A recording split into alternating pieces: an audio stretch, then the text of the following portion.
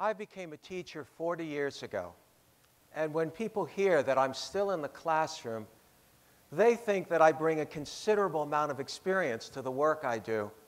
But honestly, I look at it a different way, and I ask them, can you imagine how many bad lessons I've taught in 40 years?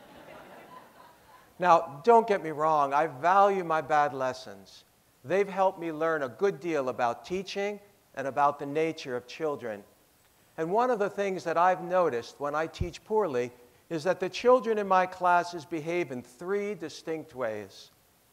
The first children I notice are the fidgeters, those children who'll play with anything they can get their hands on. They'll flick little pieces of paper, they'll crack their knuckles.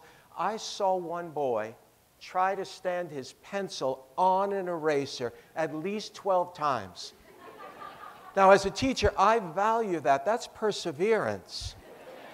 These children are my kinesthetic learners, and they're trying to send me a message. They're saying, please, can you give me something purposeful to do with my hands? Now, there's a second type of child. Maybe you were this kind of child, the one who's too discreet to fidget. You would fold your hands, you give the appearance of paying attention, and then you gaze out the window, and you're gone. Gone to a place, an imaginative place that's rich in feeling, a place with suspense and humor and romance. These dreamy children are my social, emotional learners. And they're sending a message also. They're saying, please, teach me in a way that'll touch my heart. There's a third type of child. I call these children the clandestine readers. They slip the book out of their desk onto their lap, and they read while the teacher's teaching something that they've already learned. These children are committed to thinking new thoughts and entertaining new ideas.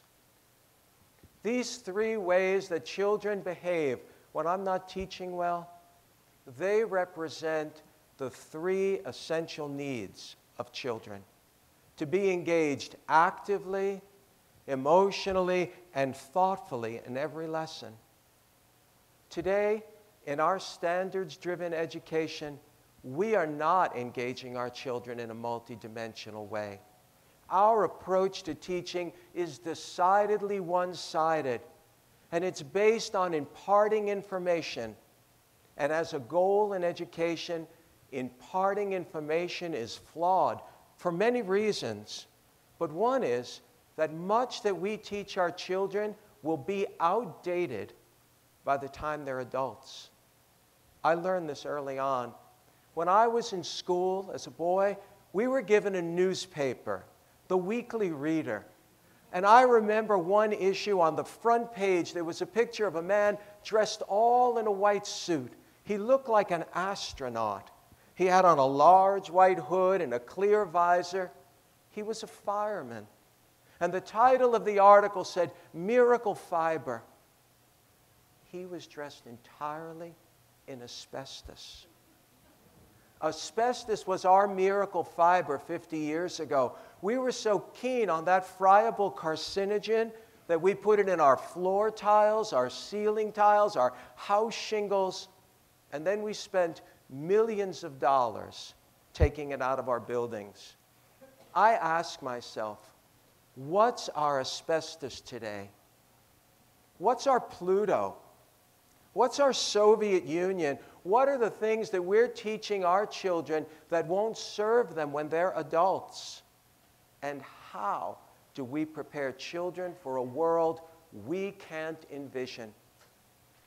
I contend that the best way to do that is to give our children capacities. And the three capacities that we should develop in them should align with the three essential needs that they have. The first capacity that we should give them is for active, red-blooded, vigorous activity. Activity that's disciplined and determined, an activity that develops a reservoir of willpower. And by willpower, I mean the same thing that Garrison Keillor refers to in his Powder Milk Biscuits commercial. The strength to get up and do what needs to be done. That's what our children are going to need to live in the problem-filled world that they're going to inherit from us. And the best way to begin to develop that capacity in a young child is through play. Because when children play, they are attentive and focused and totally involved in what they do. That's why you can't get them to come to the dinner table when you call them. They are at one, immersed, and that's a characteristic of genius. The Nobel Prize-winning geneticist Barbara McClintock said that when she was doing her research on the chromosomes of corn, she felt as if she was down in the microscope, on the slide with those chromosomes. And the more she observed them, the bigger they became. And then she forgot where she was and who she was. That's being in the zone. That's the flow state. That's where our children go when they play. The second capacity that we should develop in our children is a capacity for a deep, rich emotional life. An emotional life broad enough to hold the polarities that our complex modern world will demand of us. That they can, on the one hand, be sensitive and receptive to new experiences, and at the same time, be strong and resilient enough to weather the crises that they will inevitably face. And the best way to develop this deep feeling capacity in our children is through art. And it is possible to integrate art into the teaching of all subjects in the elementary school. I would like to show you some examples of work done by the students that I teach in the 6th grade at the Waldorf School in Bethesda. This is an illustration from our work in astronomy on the study of the ecliptic. That band of constellations that's about 20 degrees wide in the sky, through which the sun and the moon and the planets all pass, and where the eclipses occur. Here's a drawing from our study of geometry, a complex construction that required that the students construct a perpendicular on the diameter, bisect the arcs, and connect all of the points carefully. This is a whole brain activity. It asks children for their cognitive ability, for their sequential thinking, for their fine motor skill, and for their artistic sensibility. Now, you may look at this work and think that the children that I teach are uniquely artistic, but I tell you, all children are artists. Years ago, I taught in a program in the DC public schools for children who've been removed from their classrooms for behavioral and emotional issues, and we did geometric drawings like this. And at the end of class, there were students who wouldn't leave.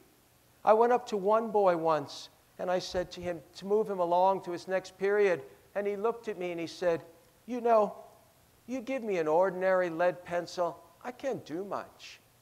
You give me colored pencils, I'm an artist." Our children are artists.